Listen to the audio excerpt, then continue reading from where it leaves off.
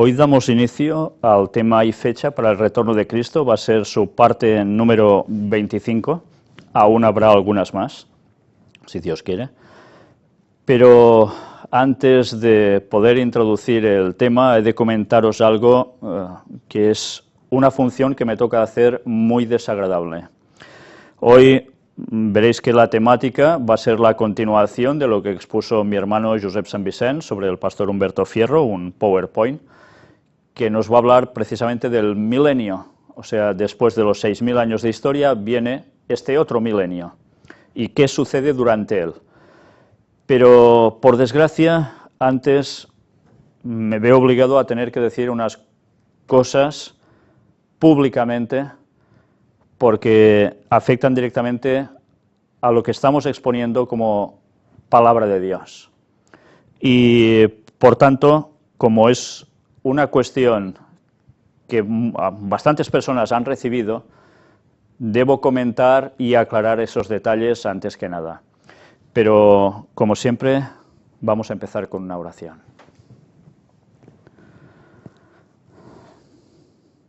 Padre, te queremos pedir que tú estés con nosotros, que tú nos ayudes a seguir indagando en tu palabra y sobre todo a tener corazones sinceros, corazones humildes, a buscarte de todo corazón, con todas nuestras fuerzas, con toda nuestra mente, guiados por el Espíritu Santo.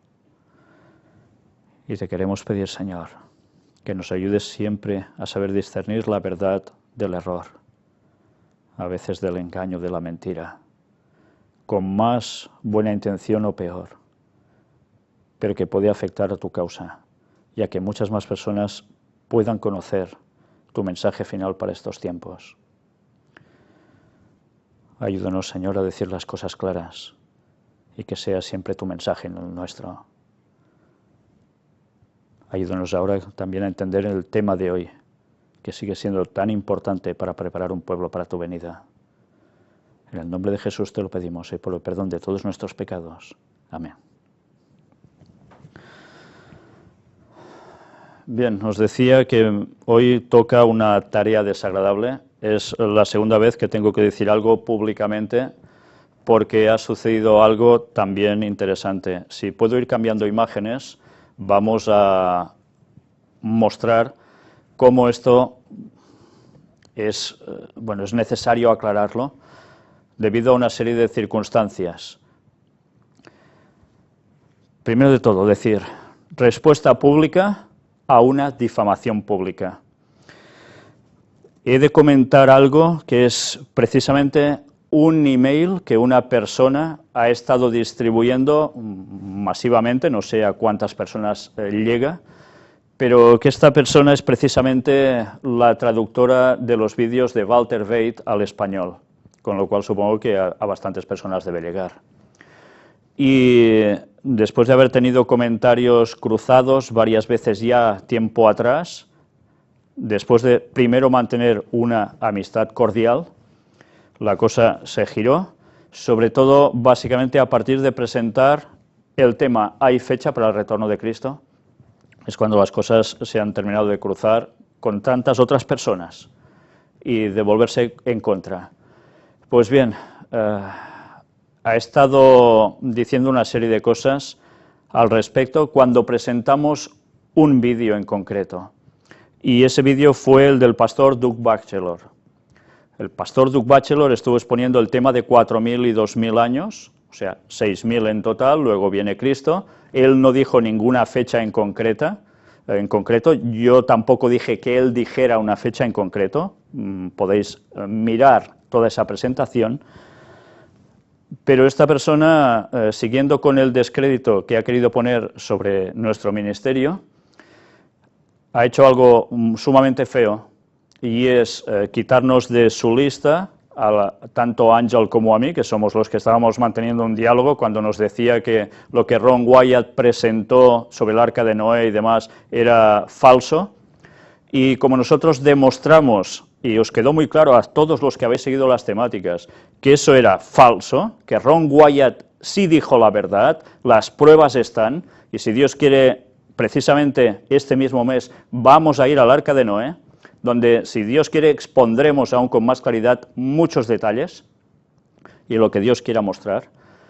Y debido a que él no cambió su postura, sino que siguió R que R, insistiendo, pues ahora esto se ha complicado más y ha hecho un comunicado público que algunas personas me han dicho que lo han recibido, y yo en principio, la verdad, quería hacer pues como si no hubiese pasado nada, pero cuando he leído el contenido de esta carta, de este email, no queda otro remedio que tener que decir las cosas públicamente. Si se ha querido hacer primero yendo al hermano, diciéndole las cosas con testigos, como en este caso Ángel y otras personas que yo tenía al lado mientras escribía y ver sus respuestas, ahora toca el otro paso, como dice la Biblia, y es decir las cosas como toca, abiertamente. Y vamos a ver qué es todo esto. Pues aquí tenéis el email. Claudio Popa, que es este señor rumano que traduce los vídeos al español de Walter Bate, escribe este mensaje el día 2 de septiembre, mentiras sobre el pastor Doug Batchelor y el año 2031. Y dice: hola, queridos hermanos, hace poco un ministerio, entre comillas, adventista, leer las comillas, llamado muy acertadamente El Gran Engaño, publicó un vídeo con el tema de la venida de Cristo en el año 2031. No voy a entrar en detalles si Cristo va con mayúscula, etcétera, etcétera, pero bueno, eso es igual. Entended que él escribe como puede porque no es español y por tanto alguna dificultad tiene aún. La C minúscula, bueno, supongo que debe ser alguna otra letra, no es un error, sino que se refiere correctamente al personaje que vendrá en el año 2031. En ese vídeo el señor Víctor Sant Vicenç, o sea yo, un servidor, hace unas afirmaciones tendenciosas e incluso mentirosas, diciendo que el pastor Doug Batchelor confirma su falsa teoría con respecto al año 2031. Aquí he de parar y decir: mirad, si yo dije que el pastor Doug Batchelor hablaba del año 2031. No dije eso. Pero bien, como está filmado, veréis a ver si estoy mintiendo yo o este señor ha entendido mal las cosas. Entre otras mentiras, dice que un hermano de América intentó varias veces contactar con el pastor Batchelor, pero que no hubo manera de acercarse a él, ya que está más vigilado que el mismo Papa en el Vaticano. Bueno, yo no dije esta frase final, el hermano de América tampoco, esto es una deducción a la que él llega, porque no hubo forma de contactar con el pastor directamente Doug Batchelor. Pero él interpreta esto. Vamos a seguir viendo.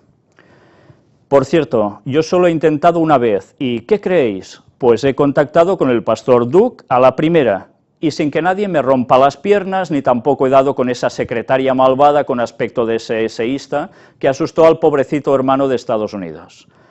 Bien, como está poniendo también en entredicho la palabra de una tercera persona, un tercer hermano, y en este caso es este hermano que está en Estados Unidos, que fue quien me dijo que había intentado esto y no lo consiguió, yo también me he tenido que poner en contacto con este señor y decirle: lo siento, hay algo que está circulando públicamente y que también te afecta a ti, por tanto intentaremos mostrar si este señor está diciendo barbaridades o está diciendo verdades, por tanto algo deberemos aportar al respecto.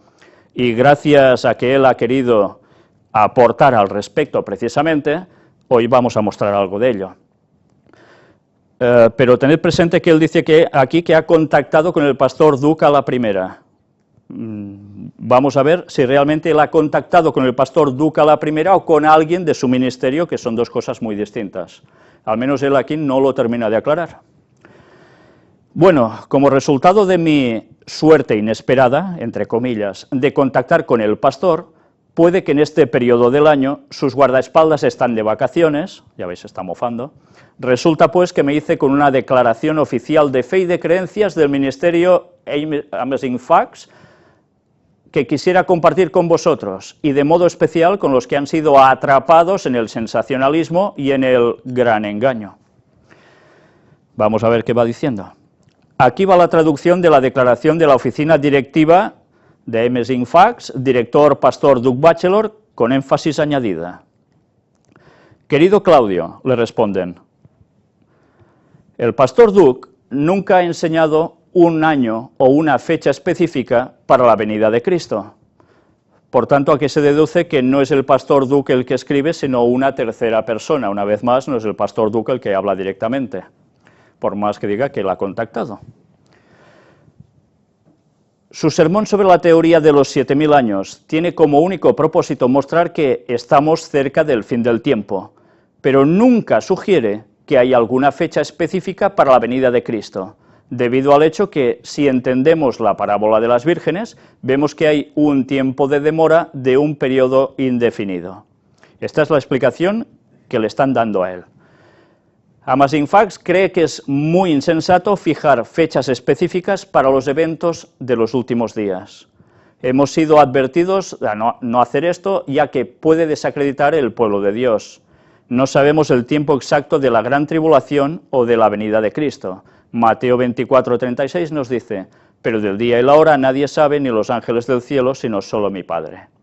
Sin embargo, nos han sido dados muchos signos para poder saber que su venida está cerca. Cuanto más estudiamos las profecías, más podemos reconocer que la mayoría se están cumpliendo y que de veras su venida debe ocurrir muy pronto. Ellos están diciendo, no pondrán fechas, el pastor no habló del 2031, solo señales y ya está. Bueno, sobre todo esto lo hemos presentado nosotros en temas, si esto es realmente así o no, en 25 temáticas y aún no hemos terminado, 26 con la de ECOSI. Pero que ha quedado evidenciado que esta explicación realmente no se aguanta. Pero como hay personas que no quieren verlo y se cierran por banda, pues ¿qué vamos a hacer? Pero vamos a seguir. Sea cual sea el caso, sea su venida este año, o el siguiente, o dentro de 10 años, nosotros debemos preparar nuestros corazones para encontrarle y no tardar en entregarnos completamente a su voluntad. Algo muy cierto, hay que entregarse enseguida al Señor. Otra cosa es que tener la valoración que Jesús puede venir este año o el siguiente realmente es no entender nada de profecías de lo que tiene que terminar de ocurrir en este tiempo, o al menos no darse cuenta, eso como mínimo. La palabra de Dios, y en minúscula, nos dice, hoy si escucháis su voz, no endurezcáis vuestros corazones, Hebreos 3:15, y así debe ser, es verdad. Saludos, etcétera, etcétera, Amazing Facts, Inc., fin traducción. Ahora, queridos míos, sigue escribiendo Claudio Popa, yo sé que en el mundo hay muchas personas que buscan lo sensacional, lo extraordinario, lo formidable, etc. Los veo todos los días y vosotros también. También sé que cada uno va a encontrar lo que busca. La palabra de Dios no miente. Si tú buscas a Dios con corazón sincero, es inevitable encontrarle. Y si tú buscas el gran engaño, vas a encontrar exactamente eso. Ya ves que nos va echando florecitas, todo lo contrario. ¿Y qué más va diciendo? No hay excepciones. Esa palabra, o el dicho que tanto se predica y casi nunca se explica en las iglesias, sobre el engaño, es una mentira y todos los que buscan a Dios lo saben. Nadie fue y nadie será engañado jamás. Bueno, es curioso eso, ¿eh? Porque si alguien puede ser engañado, entonces no existe justicia de Dios ni amor de Dios. Eva no fue engañada, ella hizo todo a sabiendas. Adán tampoco fue engañado, lo hizo porque así quiso. Y a lo largo de toda la historia de la Biblia y de la humanidad, hasta hoy nadie fue engañado, sino que siempre los hombres y las mujeres hicieron lo que quisieron. Pero evidentemente hay engaños que motivan a caer. Respecto a nuestra generación, la última en esta tierra, la generación de los elegidos, hay una cosa especial. Muchos van a creer una mentira o un gran engaño debido al único y simple motivo que rechazan obstinadamente toda luz, toda advertencia contenida en toda la Biblia y en los testimonios, de Elena White se refiere, porque escuchan boca abierta toda la locura y los disparates que crean sensaciones fuertes y porque aman la mentira. ¿Por qué alguien amará la mentira? Porque la mentira, hermanos, no es como los testimonios de Dios. La mentira no te dice cambiar tus malos hábitos, no te dice abandonar las cosas que te gustan, no te dice ser humilde. La mentira te dice cosas dulces que te hacen sentirte emocionado, fiel y santo. La mentira te hace separarte de la iglesia porque te dice que no existe la iglesia, sino así. un pueblo esparcido por la faz de la tierra, algo espiritual e invisible. La mentira te dice que tus ideas personales, tus emociones y sentimientos, tu sabiduría, tu estilo de vida mundano, tu ropa mundana, tus alimentos mundanos, tu música mundana, tus amigos mundanos y tus ocupaciones diarias mundanas son exactamente lo que necesitas para ir al cielo. Esto te dice la mentira, y esto gusta a mucha gente. En este sentido, la mayoría de los seres humanos y de los elegidos, entre comillas, van a ser, entre comillas, engañados, ya que Dios, en su amor infinito, como no quiere obligar a nadie a obedecerle, los deja seguir la locura de su mente cauterizada. Hasta aquí yo no entiendo si esto nos lo está aplicando a nuestro ministerio, porque creo que en ningún momento cumplimos ninguno de estos requisitos, y lo hemos demostrado después de 200 y pico de temas entregados, con estudios bíblicos incluidos, y los temas del tercer Elías, que hablan muy claramente, además de todas estas cosas, entre muchas otras cosas.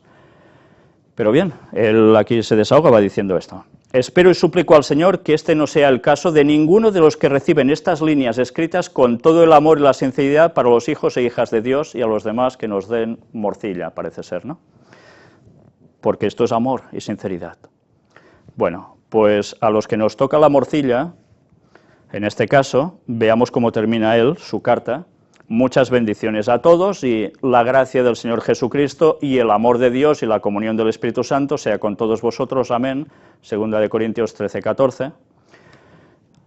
Claudio Popa, misionero voluntario, traduciendo el mensaje de salvación para ti, donaciones para contribuir al avance de esta obra, etcétera, etcétera. En fin, ya veis, recibe donaciones por lo que está haciendo, y algunas también sé de quién se las dio, y no voy a decir nombres, y sé que se hicieron con toda la buena voluntad. En fin, pasa lo que pasa. Pero como este señor ha estado cargando, no contra nosotros en definitiva, nosotros estamos presentando el mensaje del Señor, esto gusta a unos y a otros no.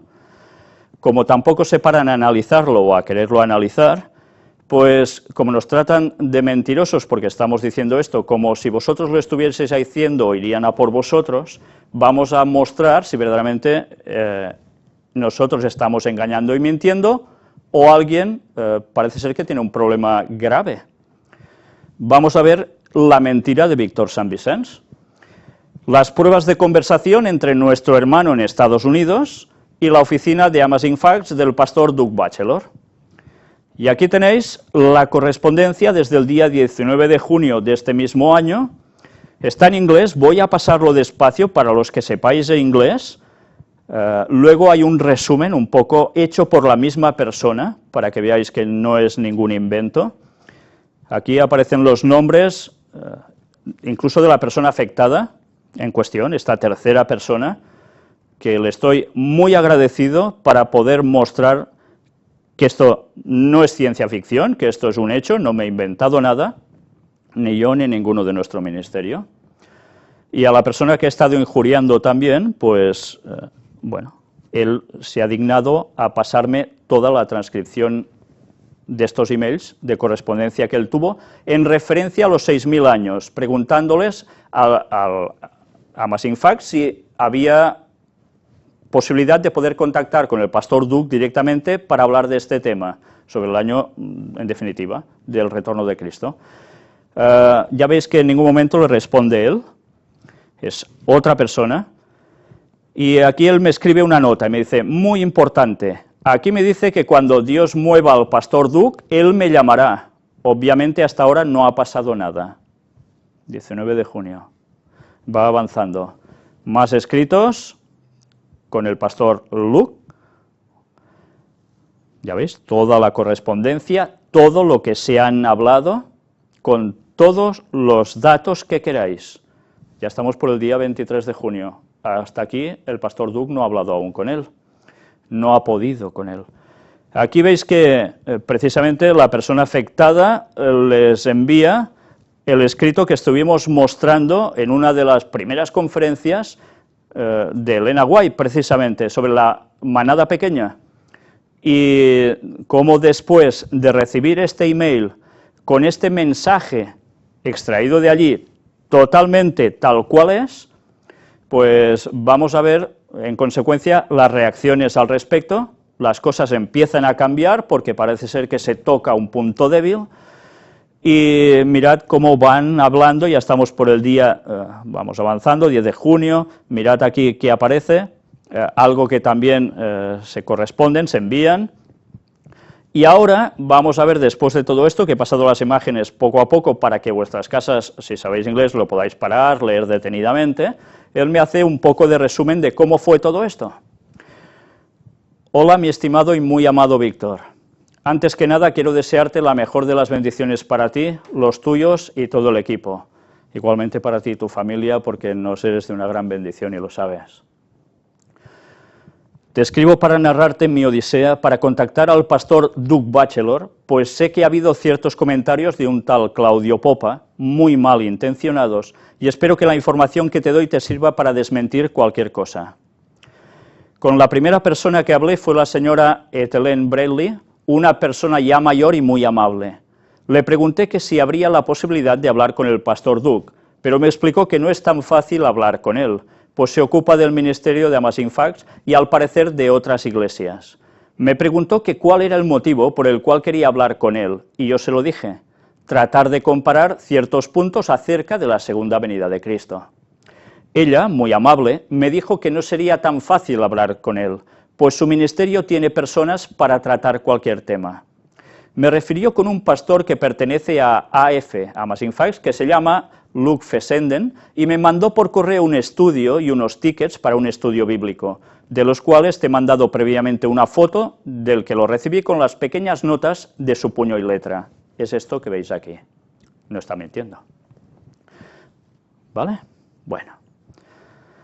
Unos días después recibí una llamada y era el pastor Luke Fessenden poniéndose en contacto. Charlamos más de una hora la primera vez, estuvimos hablando una vez por semana, por 3 semanas, y compartiendo algunos escritos de Ellen White. Pero al tocar el punto de la segunda venida de Cristo, todo cambió. Se portó más hostil, y el último email que me mandó claramente me dice que no pierda mi tiempo buscando, pues del día y la hora no se sabe, y que invirtiera mi tiempo en salvar almas, de lo cual te he mandado los emails que me mandó, los que habéis visto. Previamente al último email, me hizo el favor de referirme con la secretaria personal del pastor Doug, que se llama Bonnie Smisher. El pastor Luke me recomendó que le mandara un email para que se lo mostrara al pastor Doug, de lo cual dudo que le haya mostrado el email, pero sin embargo recibí una respuesta, la cual también te he mandado previamente en otro email. Me dio la impresión que es una persona muy astuta para eludir ciertos asuntos y personas, pues las veces que hablé con ella, no una vez, para confirmar si le habían llegado mis emails, sabía toda mi información con solo dar mi número telefónico. Como el último email que mandé, lo mandé con una copia de un escrito de Ellen White, una palabra a la manada pequeña, que pedí que el pastor Doug me explicara. Al parecer le molestó, pues el escrito es muy explícito en su contenido. Lo ignoró hasta que yo hablé, y como no tenía argumentos para negar la veracidad del escrito, se molestó y me regañó que cuál era mi intención con todo esto.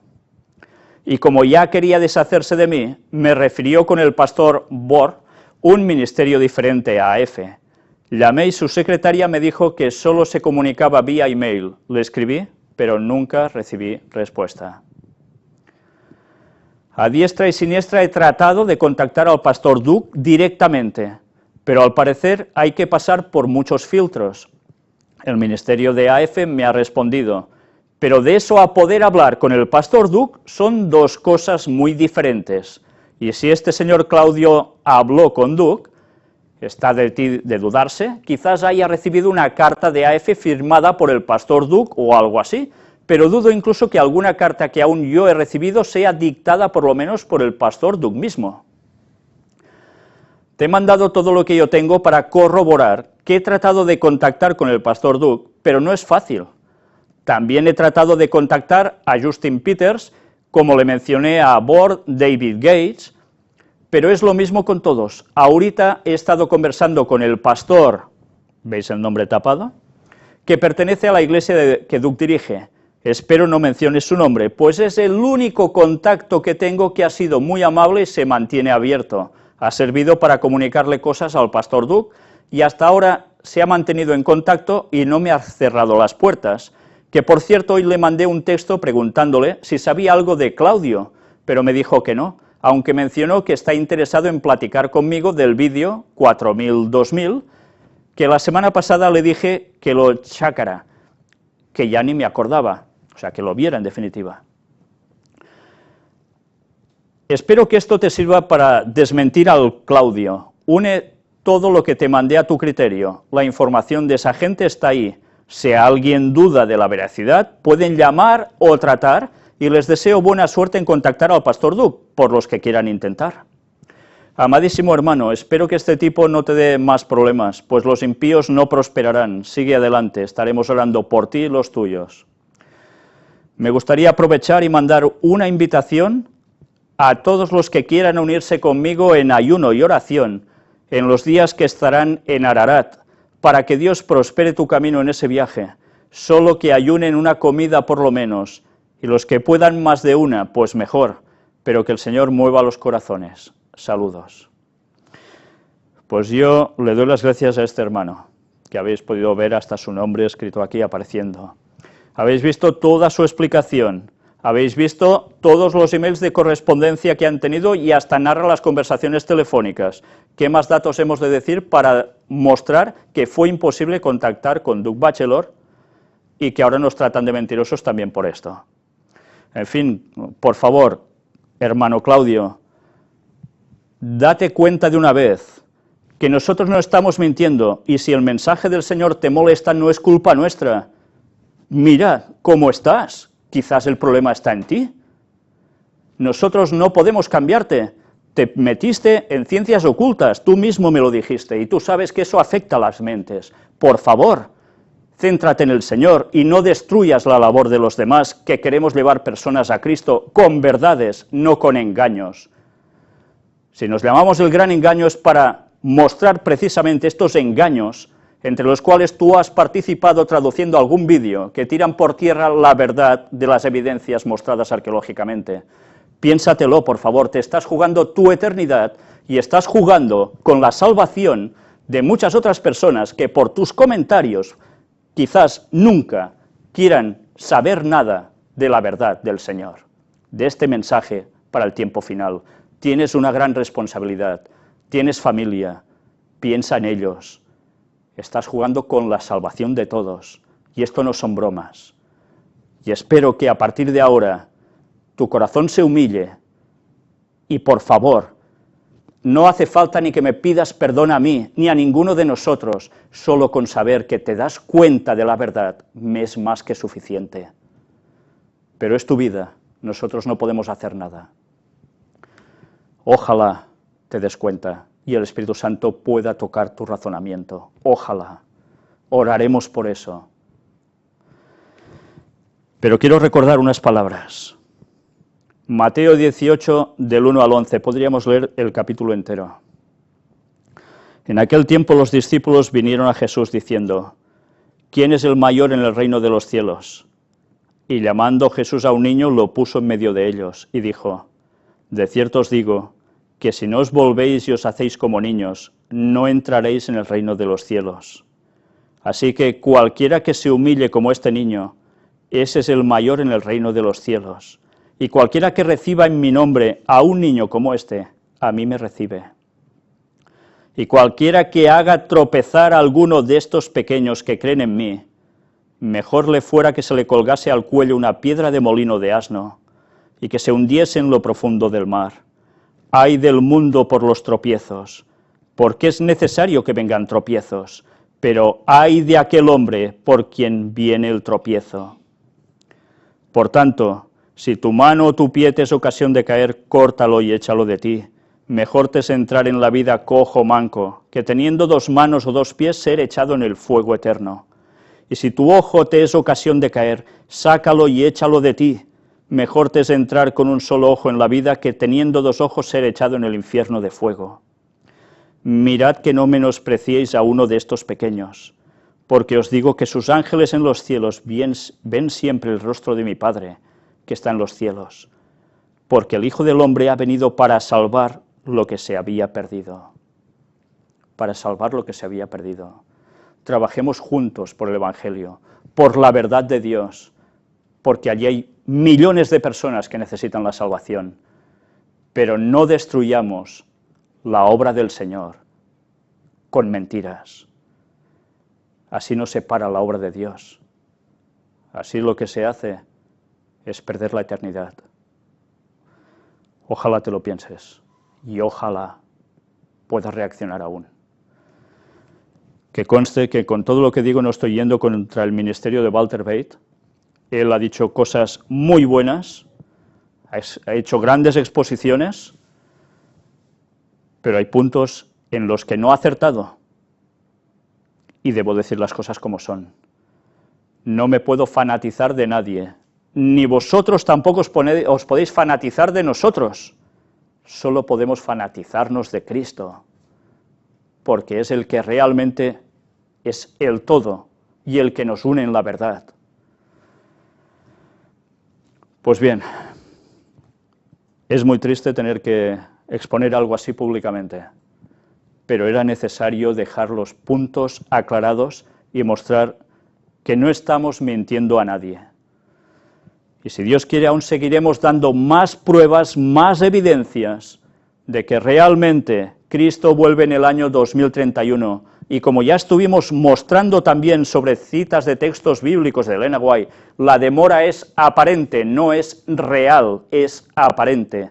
Y ni vendrá antes para coger por sorpresa como ladrón, ni se demorará, porque Dios tiene su reloj exacto y va a cumplir lo que ha dicho. Pero si aún hay personas que dudan, antes de que nos echen la caballería encima, por favor, miraos los temas uno por uno, con oración, con sinceridad de corazón, con ganas de conocer la verdad, saber discernir, pedídselo al Señor y vais a ver que no hemos presentado ninguna salvajada. Lo que estamos diciendo está totalmente apoyado por las Escrituras y por los testimonios de Elena White, aunque a algunos, por desgracia, eso no les guste para nada. Pues bien, vamos a seguir ahora mostrando una vez más cómo la luz sobre el momento del retorno de Cristo ha sido progresiva y cada vez más detallada en la historia bíblica y ahora también con el pastor Humberto Fierro, que ha hecho estos PowerPoints que mi hermano, Josep Sant Vicenç, está presentando. Y nos quedamos en la segunda parte de Fe en medio de la tormenta, pues hoy vamos a ver qué sucede después de el 6000, en ese número que ya viene después, y que es la clave para entender el milenio. ¿Qué sucede durante esos 1000 años? ¿Es lo que muchos piensan que habrá el reino de Dios en la tierra? ¿Tantas religiones creen eso? Vamos a ver la verdad bíblica. Adelante.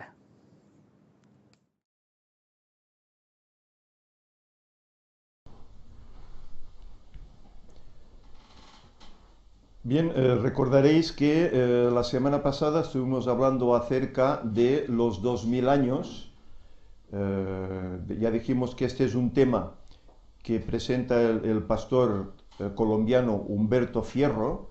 Yo tan solo lo que hago es extraerlo de internet y pasároslo, porque son temas actuales y temas que son muy interesantes para los tiempos que vivimos.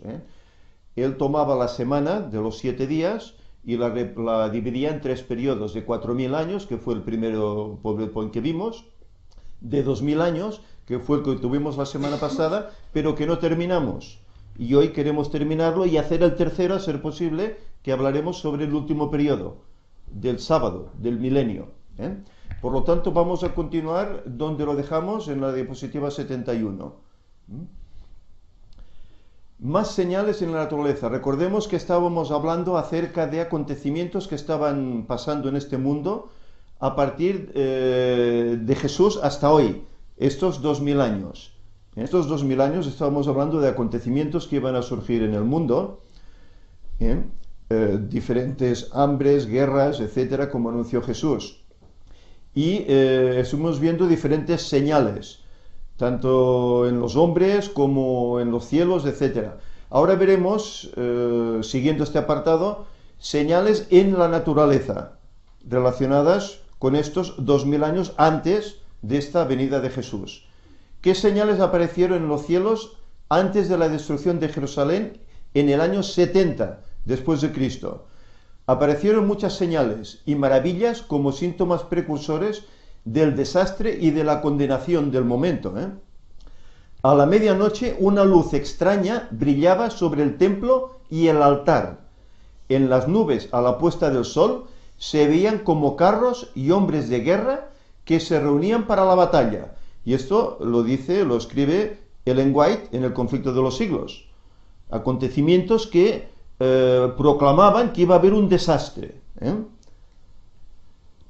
La destrucción de Jerusalén, ese sería el desastre que anunciaban estos acontecimientos. Mateo 24, del 15 al 22, nos dice: entonces, los que estén en Judea, huyan a los montes. Orad que vuestra huida no sea en invierno ni en sábado. Este fue el consejo que les dio Jesús a los discípulos de la época. La observancia del domingo se basa en la tradición, lo que antes hablábamos en la escuela sabática, la tradición. Pero el sábado se basa en la Biblia. Y lo encontramos en el cuarto mandamiento de Éxodo 20, del 8 al 11. Aquí hay unas fotografías de lo que sucedió allá en el año 70 en Jerusalén. La destrucción de Jerusalén ocurrió en el año 70, por lo tanto, Jesús esperaba que su iglesia continuara santificando el sábado aún después de su muerte. Él ya dijo: no he venido a abolir, he venido a cumplir la ley, a obedecerla, a exaltarla. Por eso, en el año 70, 40 años después de su partida, aún se continuaba guardando el sábado. La palabra de Dios menciona dos huidas más dentro del periodo de los 2000 años, ambas relacionadas con la observancia a los mandamientos de Dios. Dos huidas. Jesús había dicho: el cielo y la tierra pasarán, pero mis palabras no pasarán. Es decir, se cumplirá tal como Él lo había establecido. No nos engaña. ¿Por qué? Porque es el mismo, no cambia. Apocalipsis 12 nos habla: entonces el dragón, el diablo, se airó contra la mujer, la iglesia, y fue a combatir al resto de sus hijos, los que guardan los mandamientos de Dios y tienen el testimonio de Jesús. Esta persecución sucedió dentro del periodo de tiempos y medio tiempo que menciona la Escritura. Un tiempo, bíblicamente, es igual a un año, que son 360 días, pero como es profético día por año, son 360 años. Dos tiempos serían 2 años, que serían 720 años proféticos. Y medio tiempo, medio año, serían 180 años proféticos. Si lo sumamos todo, nos da un total de 1260 años. ¿Qué pasó aquí? Esta persecución se realizó desde el año 538 al 1798, es decir, cuando el papado desterró a aquellos pueblos arrianos que le estorbaban, entonces ya mandó solo, y eso ocurrió en el 538. A partir de ahí se desencadenó una persecución contra los observadores del sábado y los seguidores de Jesús, y eso terminó en 1798. Pero como decía la profecía, el tiempo será cortado. Y el Señor acortó ese tiempo. Ya en el 1750-55 ya terminó. Pero la persecución duraba esos 1260 años. El dragón es el diablo. La mujer es la iglesia, que guarda el sábado. El dragón trabajó por medio de la Iglesia Católica durante el periodo de la Inquisición. Y sabemos lo que estuvieron haciendo. Aquí veremos algunas cosas. Todas las predicciones de Cristo acerca de la destrucción de Jerusalén se cumplieron al pie de la letra, no falló nada. ¿Qué le hace pensar que las predicciones del futuro no se cumplirán? Si esas se cumplieron, y era palabra del mismo Jesús, que es Dios, ¿no se cumplirán las del final? ¿Qué aparecerá en los últimos días? Lucas 21 nos dice, habrá espantos y grandes señales del cielo, como hubo en Jerusalén en el 70. Señales en los cielos, luces extrañas. Los hombres desfallecerán por el temor y la ansiedad de lo que vendrá sobre la tierra, porque las virtudes del cielo serán conmovidas. Y todo esto la gente lo verá. Aquí tenemos unas fotografías de sucesos. Mirad, ¿veis esa luna roja? Esta semana ha habido una luna roja, que aquí no se ha visto mucho, pero en Estados Unidos dice que se ha visto claramente la luna roja como sangre. Son señales, y la gente desfallecerá a causa de esto, de estas señales que habrá en los cielos. Joel 2 nos hablaba y decía, mostraré prodigios en el cielo y en la tierra, sangre y fuego y columnas de humo. El sol se volverá en tinieblas y la luna en sangre antes que venga el día grande y espantoso del Eterno. Ya vimos en el apartado que hicimos la semana pasada como en Colombia la tierra se resquebrajaba, salía humo, salía fuego de la misma tierra. Estas señales predichas por Joel, la luna como sangre, etcétera, columnas de humo que saldrían de la tierra. Vamos a seguir. Hay algún texto que podéis leerlo luego en vuestras casas para no tomar ahora mucho tiempo. La venida del Señor debe ser precedida de la operación de Satanás, con todo poder y señales y con maravillas mentirosas y con todo el artificio de la injusticia. Y esto lo encontramos en 2 Tesalonicenses capítulo 2. El diablo hará su labor también, hará grandes prodigios. Seremos, como Ángel nos decía, hipnotizados por diferentes aspectos, como aquí podéis ver. Y el apóstol Juan, describiendo el poder milagroso que se ha de dar a conocer en los últimos días, declara, obra grandes prodigios, de tal modo que hace descender fuego del cielo a la tierra a la vista de los hombres. Y esto lo hace el diablo, Son esos milagros mentirosos. Y engaña a los que habitan sobre la tierra por medio de las señales que se le ha dado poder de hacer. Apocalipsis 13. El mayor milagro, tanto en el tiempo como en la eternidad, es una vida transformada según la semejanza divina. La conversión que hace el Espíritu Santo en el corazón, en la persona. Ese es el mayor milagro. Quienes profesan ser profetas han de ser probados por su vida obediente a los mandamientos de Dios. Claro, si hacen milagros, pero no guardan los mandamientos de Dios, son mentirosos, no hay verdad en ellos. Nos dice Isaías. Muchos me dirán en aquel día, Señor, Señor, ¿no profetizamos en tu nombre? ¿Y en tu nombre echamos fuera demonios? ¿Y en tu nombre hicimos muchos milagros? Y entonces les declararé, nunca os conocí, apartaos de mí, hacedores de maldad. Es decir, hacen milagros, pero son hacedores de maldad. ¿Por qué? Porque no guardan los mandamientos de Dios. El profeta se identifica por la obediencia, más no por los milagros. Más por la obediencia que por los milagros, porque pueden ser mentirosos.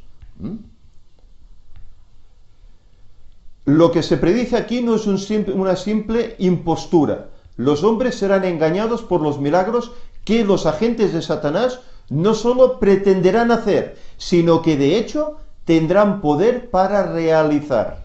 Conflicto 609-610. Ese es el poder que tiene el diablo, es un ángel poderoso.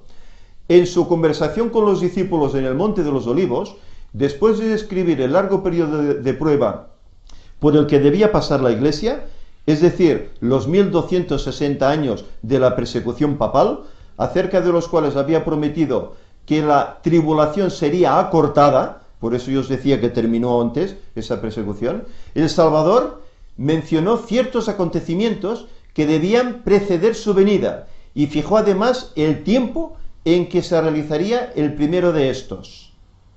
Jesús fijó su mirada a través del tiempo y seguramente habló de usted y de mí, que formamos parte de la última generación que verá su segunda venida. Y esto es más cierto Somos la última generación. Hoy podemos afirmarlo a raíz de lo que hemos estado estudiando. Mateo 13 dice: en aquellos días, después de aquella aflicción, el sol se oscurecerá y la luna no dará su resplandor. El día oscuro sucedió el 19 de mayo de 1780. Y el mismo día, a la noche, la luna estaba como sangre, tal como había dicho Joel.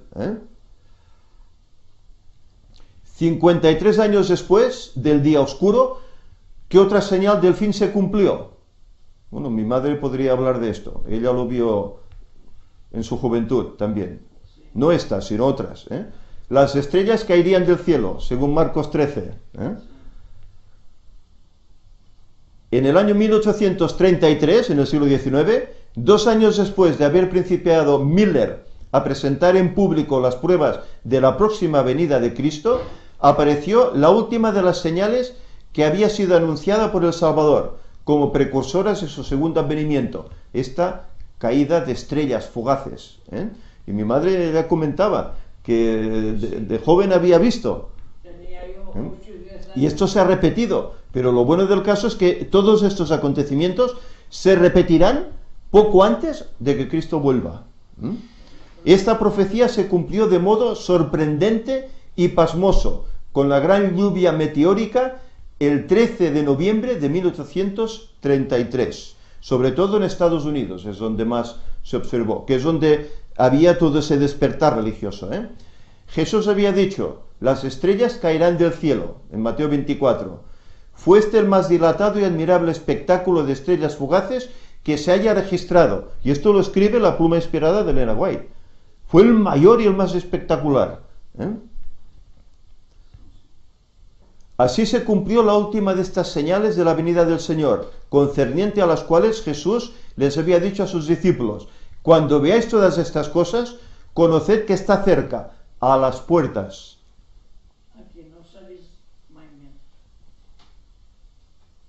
Por eso es momento de buscar al Señor, porque estas señales han ocurrido, y quiere decir que está muy cerca. Ya decimos que volverán a repetirse otra vez. Aunque es necesario trabajar para ganar el sustento diario, Dios nos dice: buscad primeramente el reino de Dios y su justicia. Según Mateo 6, las evidencias nos dicen que el hombre, por el ansia de trabajar, ha descuidado esta orden expresa de Dios. En vez de buscar el reino de Dios, ¿qué hacemos? El afán de la vida, ¿verdad? El estar bien, el no tener, no pasar necesidad de nada, y hacemos las horas que hagan falta. Claro, si hay trabajo, si no lo hay, pues bueno, ahora dicen que la crisis está terminando, veremos. Muchos de los que presenciaron la caída de las estrellas la consideraron como un anuncio del juicio venidero, como un signo precursor espantoso, un presagio misericordioso de aquel grande y terrible día. Y esto sigue comentándolo Ellen White. Así fue dirigida la atención del pueblo hacia el cumplimiento de la profecía, y muchos fueron inducidos a hacer caso del aviso del segundo advenimiento. Muchas personas se estaban preparando. Esta generación se enfrenta a la transición de un nuevo milenio. El séptimo y último milenio de un día es como 1000 años, mencionados en el Antiguo Testamento en el Salmo 94 y en el Nuevo Testamento en 2 de Pedro 3:8. Y ahora vamos a seguir con el siguiente segmento, donde vamos a hablar acerca de esta tercera parte que este hermano dividió esta semana, y realmente es así, que hablaremos sobre el milenio, cuando ya han transcurrido los 6000 años, aquí en la tierra, 6000 años en pecado desde que Adán transgredió, hasta que Cristo viene, comienza esa tercera parte, ese milenio esperado por todos.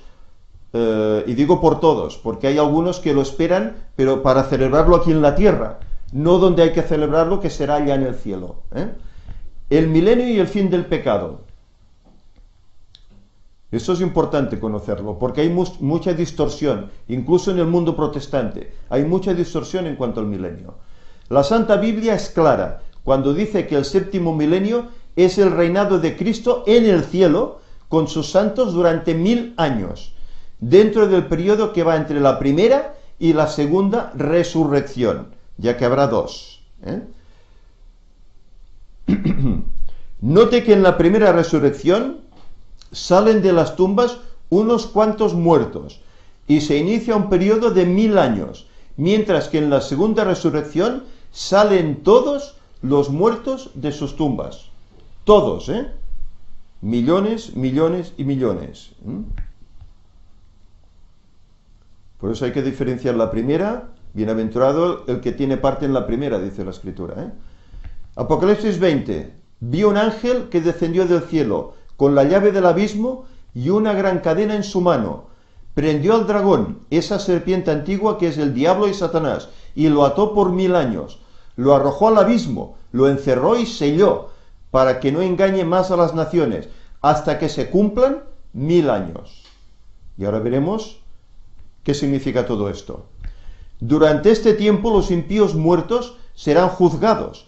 La tierra estará completamente desolada, sin habitantes humanos, pero ocupada por Satanás y sus ángeles. Son los únicos que van a permanecer vivos durante 1000 años. Los seres humanos estarán muertos. Los santos en el cielo y los impíos en sus tumbas. Esta es la verdad bíblica. Al final, Cristo con sus santos y la ciudad santa descenderá del cielo a la tierra, la Nueva Jerusalén.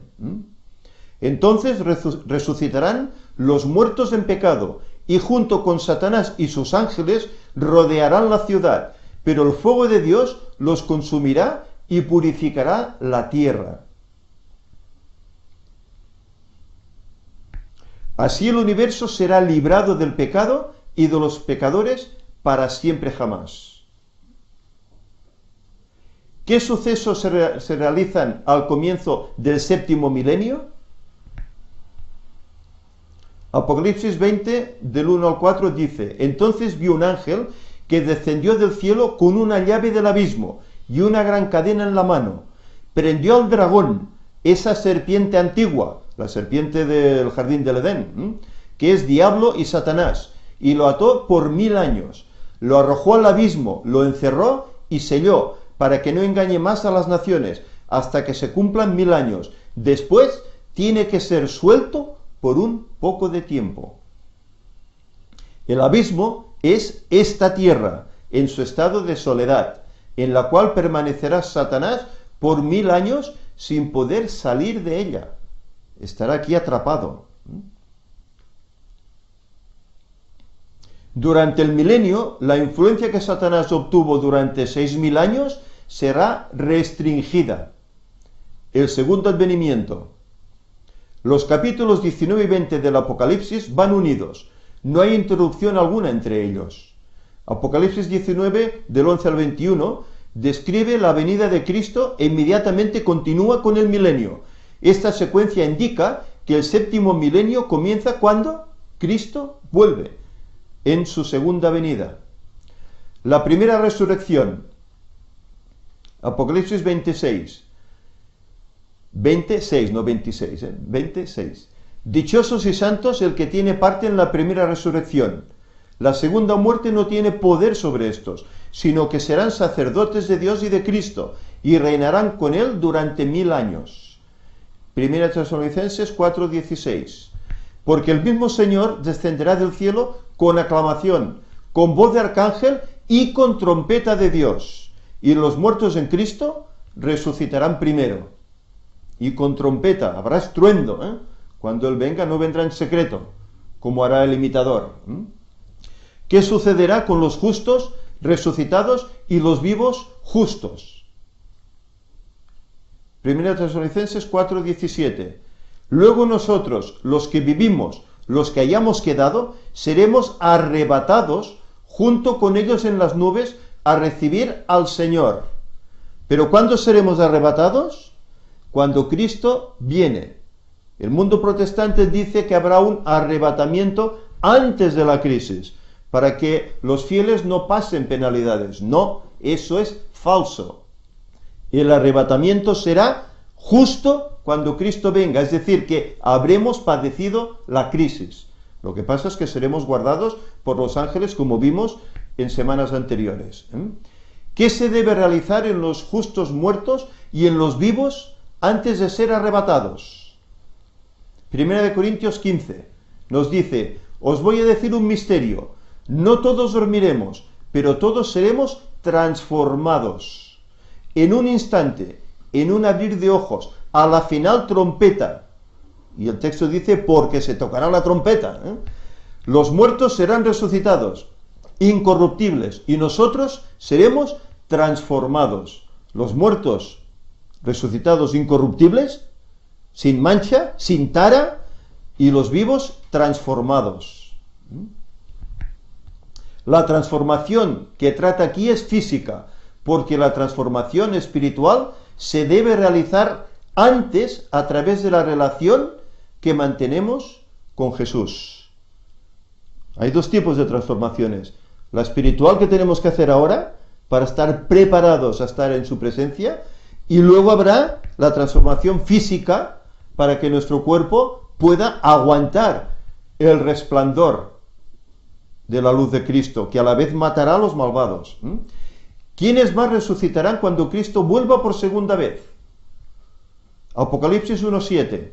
Mirad que viene con las nubes, y todo ojo lo verá, aún los que lo traspasaron.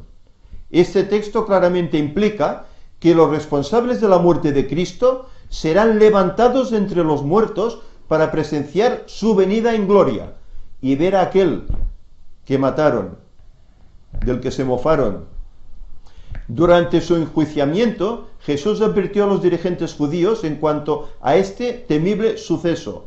Os digo que en el futuro veréis al Hijo del Hombre sentado a la diestra del Todopoderoso, y que viene en las nubes de los cielos. Eso lo dijo mientras estaba siendo juzgado, y lo bofeteaban por hablar de esta manera. Más de 2500 años antes, Daniel lo había profetizado diciendo: muchos de los que duermen en el polvo de la tierra serán despertados, unos para vida eterna y otros para vergüenza y confusión eterna. Daniel 12:2. ¿Con qué propósito resucitan estos? Por supuesto que estos resucitan no para ser salvos, sino para presenciar la segunda venida de Cristo, para sentir amargo remordimiento por sus actos. Tuvieron la salvación a su alcance y la despreciaron, y morirán nuevamente con todos los impíos, para volver a resucitar cuando Satanás sea suelto de su prisión en la segunda resurrección. Separados para siempre. Los justos van al cielo. Entonces se cumplirá la promesa del Señor dicha 2000 años antes. Voy pues a preparar lugar para vosotros, y cuando me vaya y os prepararé lugar, vendré otra vez y os llevaré conmigo, para que donde yo esté, vosotros también estéis. Y esa promesa se cumplirá 2000 años después, de la primera venida de Jesús. Después de la resurrección de los muertos justos, ellos y los santos vivos serán arrebatados para recibir al Señor en el aire. Cristo no establecerá su reino de gloria en la tierra en esta ocasión. ¿Cuándo lo hará? Lo hará al fin del milenio. Los enemigos de Cristo son ejecutados. Cristo comparó su regreso con lo que sucedió con el diluvio y en Sodoma y Gomorra. Como los días de Noé, hablaba él, ¿verdad? Y como los días de Lot. En ambos casos, antes de enviar los castigos sobre los impíos, Dios sacó a sus hijos fuera a un lugar seguro. Lo hizo con Noé y su familia, fueron los únicos, de tantos miles que había, y lo hizo con Lot y su familia. Los demás no quisieron, y tenían el testimonio de ellos, por largos años. Fuera de eso, su comparación señala dos puntos. La destrucción que vino tomó de sorpresa a los malos, a pesar de que habían sido advertidos suficientemente. En el diluvio 120 años, habían tenido de aviso. Lo que vino fue destrucción. De la misma forma, en su segunda venida, Cristo trae destrucción a la tierra. Como sucedió en el diluvio y en Sodoma y Gomorra, mientras los justos ascienden para estar con el Señor y los malos son destruidos en el momento de su venida, la tierra queda desolada. Jeremías 4 dice: miré la tierra y estaba sin forma y vacía, y el cielo estaba sin luz. Dice que se enrolla como un pergamino, ¿verdad? Miré los montes y estaban temblando, y todos los collados se estremecían. Miré y no había ni un solo hombre, y todas las aves del cielo se habían ido. Miré y la tierra fértil era un desierto, y todas las ciudades estaban en ruinas, ante la presencia del Eterno, ante el furor de su ira. Esto fue escrito pues 600 años antes de Cristo, 2600 años antes. Él ya vio la desolación de la tierra en la segunda venida. El profeta Jeremías dice que la tierra estaba desordenada y vacía. Esto indica que la tierra quedará tan caótica como estaba al principio de la creación. Génesis 1 lo dice, y la tierra estaba desordenada y vacía, y el Espíritu de Dios se movía, pero aquí no se moverá el Espíritu de Dios, no estará en la tierra. Satanás es atado. Apocalipsis 20, tal como en el día de la expiación que se realizaba en el santuario, lo cual era un símbolo de lo que sucederá con Satanás. ¿Qué se hacía? El sacerdote ponía las manos sobre el macho cabrío que iba a ser llevado al desierto. Aarón pondrá sus dos manos sobre la cabeza del macho cabrío y confesará sobre él las iniquidades, rebeliones y pecados de los israelitas, y los pondrá sobre la cabeza del macho cabrío. Esto ya lo estuvimos hablando, Ese macho cabrío llevará sobre sí todas las iniquidades de ellos a tierra deshabitada, y el hombre soltará al macho cabrío por el desierto. Cristo colocará los pecados de su pueblo sobre Satanás, el originador e instigador del mal, simbología de ese macho cabrío. Satanás debe llevar la responsabilidad de todo el pecado que ha causado a los que son salvados, y como el macho cabrío era enviado a la tierra deshabitada, así Dios desterrará a Satanás a la tierra desolada y vacía. El término abismo que usa Juan en griego, abusos, describe en forma apropiada la condición de la tierra en esta época. ¿Qué provoca que la tierra esté en esta situación? Afligida por las 7 plagas que preceden a la segunda venida y cubierta con los miles de millones de cuerpos de los malvados, la tierra es una escena de terrible asolación. Confinado a esta tierra, Satanás es atado por una cadena de circunstancias, no es una cadena física. Satanás no tendrá nadie para tentar, todos estarán muertos, no podrá tentar, por eso estará atado simbólicamente por 1000 años. ¿Qué beneficio recibe la tierra durante el milenio? La tierra disfrutó sus sábados porque todo el tiempo de su asolamiento reposó hasta que se cumplieron los 70 años. Aquí no está hablando del cautiverio en Babilonia, es una analogía.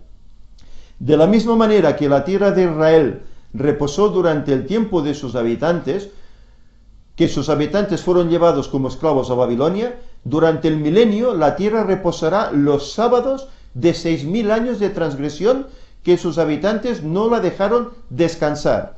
El pueblo de Israel hizo lo mismo, no usaban la ley esa del sábado de dejar descansar la tierra cada 6 años, etc.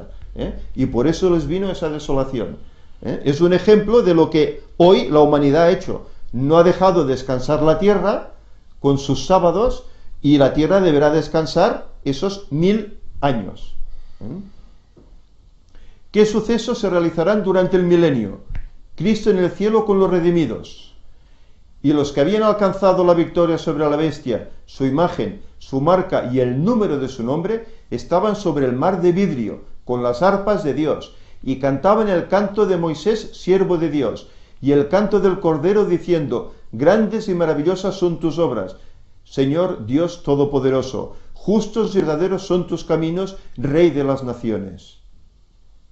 Este canto celebró la liberación del poder opresivo de los egipcios. El nuevo cántico celebra la liberación del poder de la tiranía de Babilonia la Grande. Y aquí vemos ejemplos: Babel, confusión; Babilonia, se levantó contra Dios; Babilonia espiritual, hoy, veis aquí la plaza, el lugar, y sus hijas, ¿quiénes son? Se la llama Babilonia, madre de las rameras, porque es la madre de todas las iglesias que guardan el domingo, como día de reposo instituido por ella, pero que no están sancionados en la palabra de Dios. Inconscientemente están haciendo homenaje a esa Babilonia espiritual, que no es otra que la Iglesia popular, la Iglesia católica. Apocalipsis la describe muy bien, incluso con sus colores de vestimentas y todo. Los santos reinarán con Cristo. Daniel 7 dice: pero se sentará el tribunal en juicio, y le quitarán su dominio, para que sea destruido por completo y para siempre. Y el reino, el dominio y la majestad de los reinos, debajo de todo cielo, serán dados al pueblo de los santos del Altísimo. Los santos revisarán los libros de la vida de todos aquellos que no quisieron aceptar el plan de salvación establecido por Dios, y verán que el castigo impuesto para ellos es justo. Esta es la labor que haremos durante 1000 años, revisar el por qué los demás no se han salvado. Ese será el juicio, la segunda parte del juicio. ¿A quiénes es dado este privilegio? Apocalipsis 2 nos dice: al que venza y guarde mis obras hasta el fin, le daré autoridad sobre las naciones. Apocalipsis 24 dice: y vi tronos, y se sentaron sobre ellos los que recibieron autoridad para juzgar. Es durante el milenio cuando Cristo cumple su promesa de dar a los vencedores autoridad sobre las naciones. Su reinado consistirá en la participación de una fase importante del gobierno de Cristo. Reinaremos con Cristo durante esos 1000 años, en primer lugar. El juicio de los malos. Apocalipsis 24. Y vi las almas, o sea, las personas, de los decapitados por el testimonio de Jesús y por la palabra de Dios, que no habían adorado a la bestia ni a su imagen, y no habían recibido la marca en su frente ni en su mano. Estos volvieron a vivir y reinaron con Cristo 1000 años. Aquí vemos algunas torturas que este poder durante esos 1260 años ha hecho, persiguiendo y asolando al pueblo de Dios. La hoguera, torturas diversas, todos los males que el hombre puede inventar, ellos lo tenían ahí. Ahí estaban desde el justo Abel hasta el último que será sacrificado por causa de la palabra de Dios. Los que fueron atormentados en la Inquisición, método que se volverá a practicar poco antes de la venida de Jesús. No nos vamos a escapar de eso, para tratar de intimidar a los santos para que dejen de observar el sábado. Elena White lo dice en El conflicto: esas máquinas de tortura están guardadas para el último momento, torturar a los santos, a los guardadores del sábado, para que se retracten de su fe y guarden el domingo. ¿Quién será juzgado principalmente durante este periodo? Segunda de Pedro 2:4. Porque si Dios no perdona a los ángeles que pecaron, sino que los arrojó al abismo, a prisiones tenebrosas, para ser reservados para el juicio, note que se refiere al tiempo del milenio. Satanás no está hoy en el abismo, ni en prisión, porque no ha comenzado el milenio aún. Judas 6 dice: también a los ángeles que no guardaron su dignidad, los ha reservado en oscuridad, en prisiones eternas, para el juicio del gran día. 1 Corintios 6, ¿no sabéis que los santos han de juzgar al mundo? ¿No sabéis que hemos de juzgar a los mismos ángeles? Ángeles caídos, se entiende, Este es el tiempo del juicio de Satanás y sus ángeles, que mencionan los apóstoles Pablo, Judas y Pedro, 2000 años atrás, cuando escribieron sus evangelios. El juicio del milenio decide quién se perderá o se salvará. ¿Hará eso el juicio del milenio? El juicio del milenio no decide quién se salvará o se perderá. Entonces, ¿quién toma la decisión y cuándo? Dios hace esa decisión antes de la segunda venida de Cristo, porque habrá habido un juicio previo. ¿Sobre qué base toma Dios esa decisión? Juan 3:16. Porque tanto amó Dios al mundo que dio a su Hijo único, para que todo el que crea en Él no perezca, sino que tenga vida eterna. Juan 14:15. Si me amáis, guardad mis mandamientos. Primera de Juan 2:4. El que dice, yo le conozco, y no guarda sus mandamientos, es mentiroso y la verdad no está en él. Por eso habrá la diferencia entre los que guardan el sábado, los mandamientos, y los que no. De acuerdo a lo que dice la Sagrada Escritura, encontramos que Dios no es un Dios arbitrario. Él juzga al hombre en base a dos puntos. Primero, que haya aceptado a su Hijo como el único Salvador. Y el segundo, que a partir de ahí hayamos obedecido sus santos mandamientos, tal como Él los escribió en las tablas de piedra, porque de lo contrario seguiremos siendo desobedientes a su voluntad, y como consecuencia no tendremos derecho al árbol de la vida, y a entrar por las puertas en la ciudad. ¿Y no nos ha avisado el Señor? ¿No lleva años avisándonos, miles de años avisándonos? ¿Quién será el único responsable de su perdición o de su salvación? Note que Dios ha hecho todo lo necesario para nuestra salvación. Apocalipsis 20:13. Y cada uno fue juzgado según sus obras. Yo vengo pronto y mi galardón conmigo, para dar a cada uno según sus obras. Diariamente se lleva un registro de todo lo que hacemos. Nuestro ángel, bueno o malo. Cuando morimos, nuestro libro se cierra. Claro, ya hemos dejado de existir, ya no hay más que apuntar sobre esa persona. Pero hay un registro que llevan los ángeles. Pensamientos, palabras, hechos, todo se registra. Y los muertos fueron juzgados según sus obras por las cosas que estaban escritas en los libros, teniendo como base la santa ley de Dios. Santiago lo dice, que seremos juzgados por la ley de la libertad, que es los 10 mandamientos. En 1844 comenzó el juicio en el cielo, según Daniel 8:14, y el libro fue abierto. Mientras que las personas estaban muertas o vivas, estaban siendo ya juzgadas, porque empezó el juicio en 1844 y aún estamos en este juicio previo. Si la persona había entregado su vida a Jesús, Él será su defensor en el juicio. Si no lo hizo, ¿quién lo defenderá? Ya no tendrá defensor. Entonces, ¿con qué propósito es el juicio? Es un juicio de confirmación, para despejar cualquier duda que hubiera en cuanto al trato que Dios da a sus criaturas. Quedará plenamente confirmado que Dios es amor. Tiempo de reflexión para Satanás. Durante el milenio, Satanás sufrirá en forma intensa.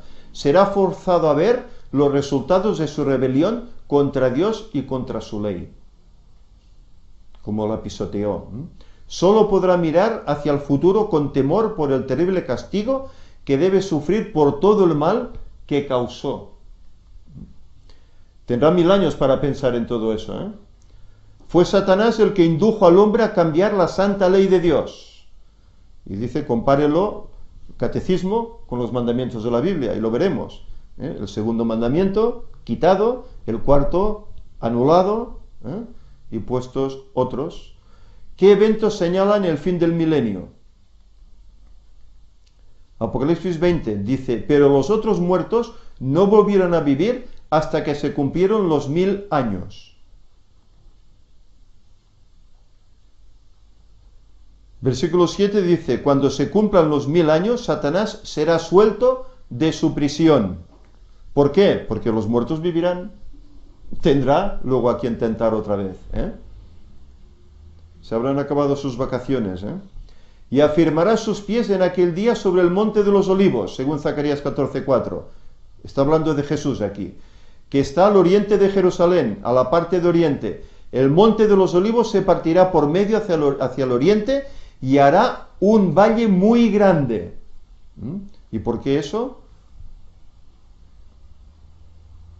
Apocalipsis 21:2. Y yo, Juan, vi la santa ciudad, la nueva Jerusalén, que descendía del cielo de Dios, engalanada como una novia para su marido, y reposará en ese lugar, donde Jesús pondrá su pie para que se parta como un valle, el monte de los olivos, en Jerusalén, la actual Jerusalén. Y saldrá Satanás a engañar a las naciones, cuando vea que han despertado, que están sobre los 4 ángulos de la tierra, a fin de reunirlos para la batalla. Su número es como la arena del mar. Millones, millones. Imagínense los billones, ya pone aquí billones, de impíos de todos los tiempos, acumulados durante los 6.000 años de pecado, desde Caín, que rechazaron el plan de la salvación establecido por Dios, hasta el último momento. Subieron a través de la anchura de la tierra y cercaron el campamento de los santos y la ciudad amada.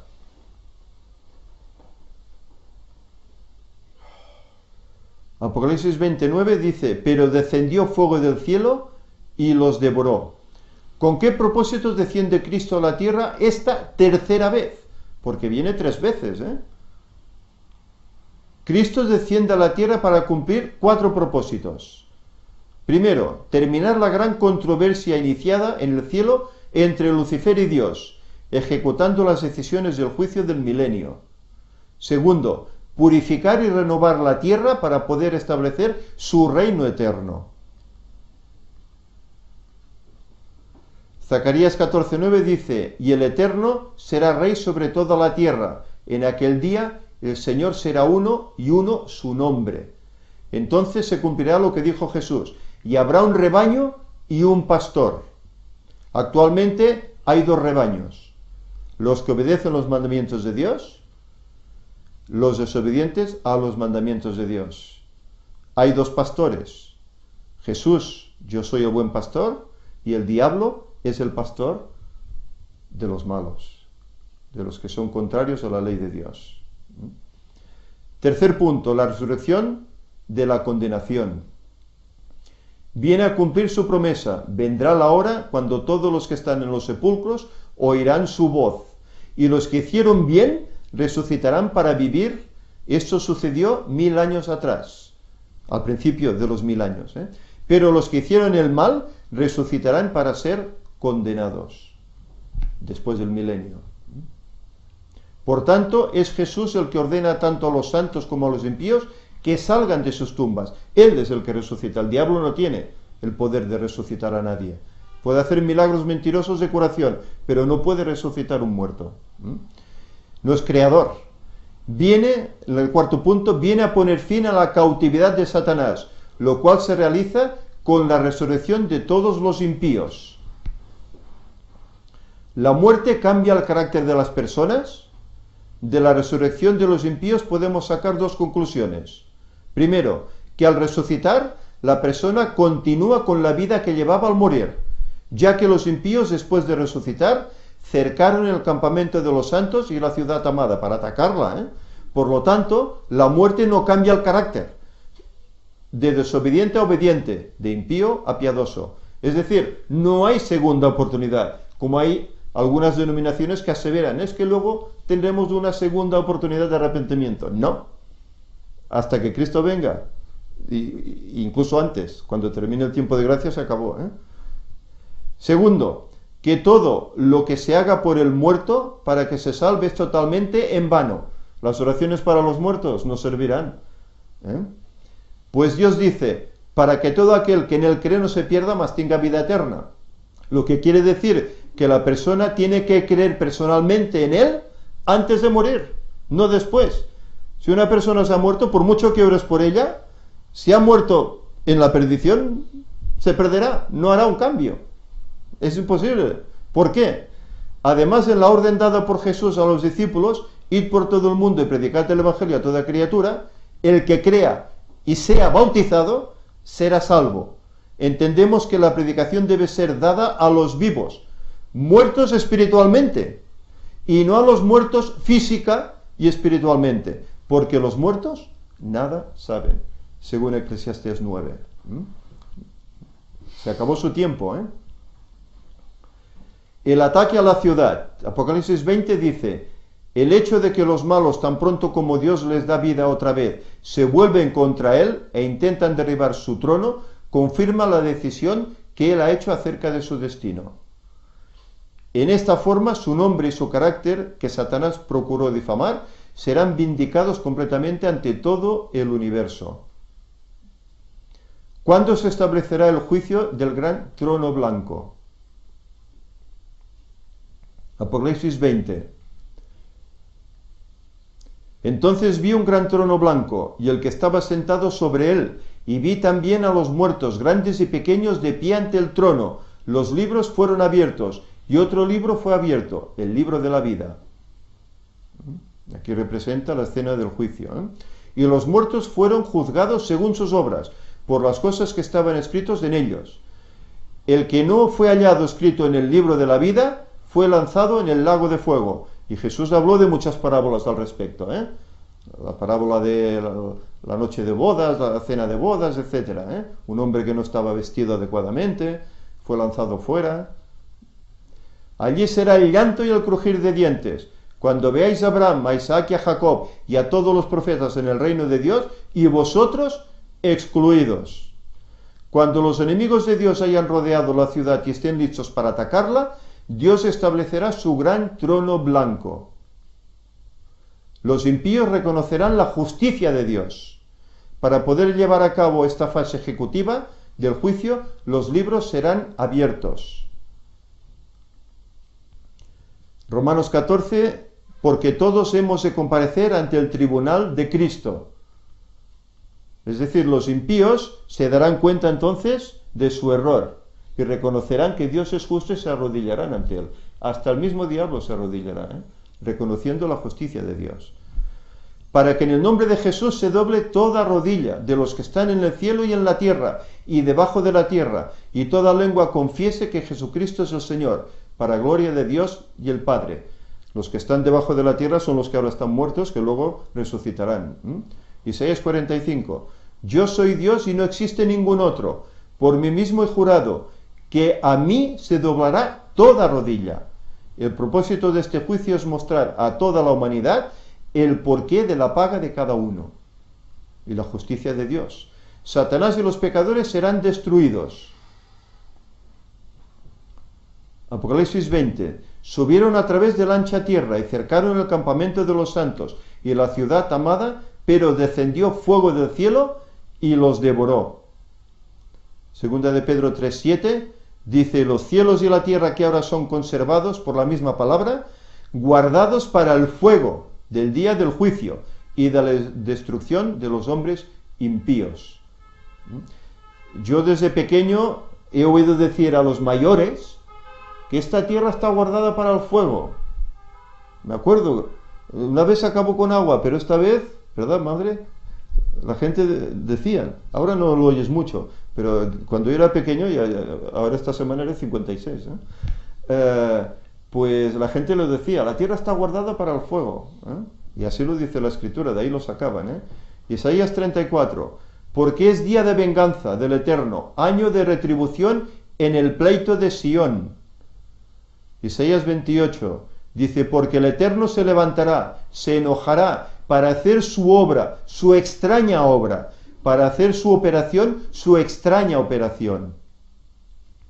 ¿Fue destruida totalmente la tierra por el agua en el diluvio? ¿Cuál fue el propósito del diluvio? No fue destruida la tierra.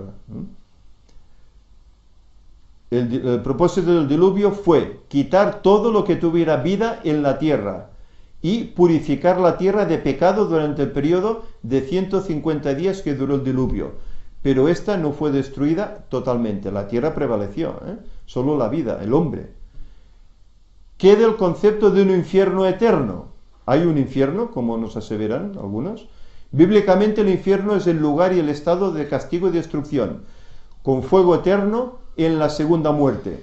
Para los que rechazan a Dios, como lo fue el diluvio, para los que rechazaron a Dios, el cual duró 150 días.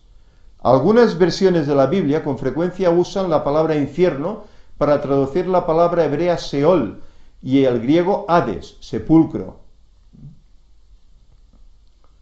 En contraste, la palabra griega Gehenna, que algunas versiones del Nuevo Testamento también lo traducen como infierno, no siempre tiene el mismo significado. Gehenna se deriva del hebreo Geinon, valle de Hinnom, valle singular. El nombre derivó del incinerador de basura cercano a Jerusalén. ¿Qué había hecho Israel inicialmente en este lugar, en este valle de Hinnom? Segunda de Crónicas lo describe. Acaz quemó también incienso en el valle de Hinnom y quemó a sus hijos por fuego en ese valle. Manasés pasó a sus hijos por fuego en el valle de Bet-Hinnom. Aquí Israel había perpetrado el rito pagano de quemar niños a Moloch en este lugar. Y esto es una simbología, ¿eh?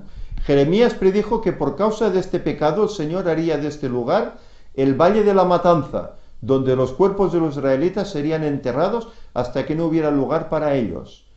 Jeremías 7 describe, por tanto, vendrán días, dice el Eterno, que no se llamará más valle de Hinnom, sino valle de la matanza, porque enterrarán a sus muertos por falta de lugar. Los cuerpos restantes serían comida de las aves del cielo y de las bestias de la tierra, y no habría quien los espantase. Es simbología de lo que sucederá en el milenio, ¿eh? Porque hace tiempo que hay un lugar de incendio, dispuesto y preparado para el rey, profundo y ancho, cuya hoguera es de fuego y mucha leña. El soplo del Eterno la encenderá como torrente de azufre. La profecía de Jeremías, sin duda, condujo a Israel a considerar Hinnom como un lugar del juicio para los malos, un lugar de aborrecimiento, de castigo y de vergüenza. Más tarde la tradición rabínica, dedicó ese lugar como un lugar para quemar animales muertos y basura. Recordemos que la basura se incinera hasta que desaparece por completo. ¿Con qué ilustró Jesús el juego del infierno? Jesús usó los fuegos de Hinnom como representación del fuego del infierno, de modo que los fuegos de Hinnom simbolizaban el fuego consumidor del último juicio. Mateo 18. Si tu ojo te fue ocasión de caer, sácalo y échalo de ti. Mejor te es entrar con un solo ojo en la vida que tener dos ojos y ser echado en el fuego del infierno. Son algunos ejemplos que Jesús utilizó esta expresión. Lucas 12:5. Él declaró que era una experiencia que iba más allá de la muerte. Os diré a quién temer. Temed a aquel que después de haber quitado la vida, tiene poder de echar en el infierno. Antes temed a aquel que puede destruir el alma y el cuerpo en el infierno. Eso solo lo puede hacer uno. ¿Cuál será el destino de los malos? Exterminados para siempre, porque la paga del pecado es muerte. Y esa será la sentencia, la muerte segunda, ¿eh? Salmo 37 dice, porque los malhechores serán exterminados, los impíos perecerán y los enemigos del Eterno se desvanecerán, se disiparán como humo. Él te exaltará para heredar la tierra. Cuando los pecadores sean destruidos, los verás. Salmo 68, como se derrite la cera ante el fuego, así perecerán los impíos delante de Dios. Malaquías 4, viene el día ardiente como un horno, y todos los soberbios, todos los malhechores serán estopa, y ese día que está por llegar los abrasará, y no quedará de ellos ni raíz ni rama, dice el Eterno, el Todopoderoso. Castigo eterno, para siempre eterno, griego aionios, su significado es palabra complicada, determinado por el objeto que lo modifica. Cuando se refiere a Dios, quiere decir que Él posee existencia infinita, Pero cuando se refiere a los seres humanos o cosas perecederas, significa mientras la persona viva o exista. Leamos algunos ejemplos. Judas 7. Sodoma y Gomorra, las ciudades vecinas, sufrieron el castigo del fuego eterno y fueron puestas como ejemplo. Segunda de Pedro 2:6. Y si continuó la destrucción, las ciudades de Sodoma y Gomorra las redujo a ceniza y las puso de ejemplo de lo que ha de suceder a los impíos. Pregunto, ¿Sodoma y Gomorra están ardiendo todavía? No, ¿verdad? Se apagó ese fuego, ¿no? ¿Por qué no? Porque era un castigo puntual. El fuego era eterno porque procedía del Eterno, pero no quemaba por siempre. Jeremías 17 dice, pero si no me obedecéis para santificar el sábado y no traer cargas ni pasarlas por la puerta de Jerusalén en sábado, yo encenderé fuego en sus puertas y consumirá los palacios de Jerusalén y no se apagará. Segunda de Crónicas 36. Y quemaron la casa de Dios, rompieron la muralla de Jerusalén, consumieron a fuego todos sus palacios y destruyeron todos los objetos deseables. Pregunto, ¿está quemándose la ciudad de Jerusalén todavía? Desde el año 70 aún se está quemando. ¿Por qué no? Si la palabra de Dios decía no se apagará. Del mismo modo, cuando se habla del castigo eterno de los malos, el fuego se apagará solo cuando ya no quede nada más por quemarse. Entonces se consumirá el fuego.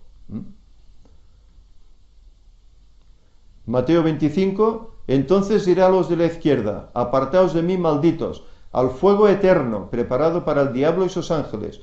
Estos irán al castigo eterno y los justos a la vida eterna. Note que los desobedientes y los justos tendrán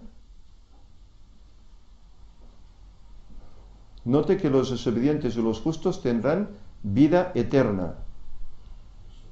No, eso está equivocado. Exacto.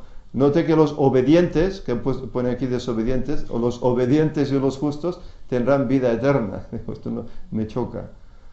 Entonces los impíos vivirán por la eternidad quemándose por los siglos de los siglos sin fin. Mientras los justos vivirán el mismo tiempo disfrutando de felicidad. Es esa la doctrina que se enseña, ¿no? Popular. ¿Está de acuerdo la teología popular con lo que enseña Dios en su palabra? El sentido común nos dice que esto no armoniza con el carácter de Dios, quien es amor. Mateo 3 dice, limpiará su era, la tierra, allegará su trigo en el granero y quemará la paja en el fuego inapagable.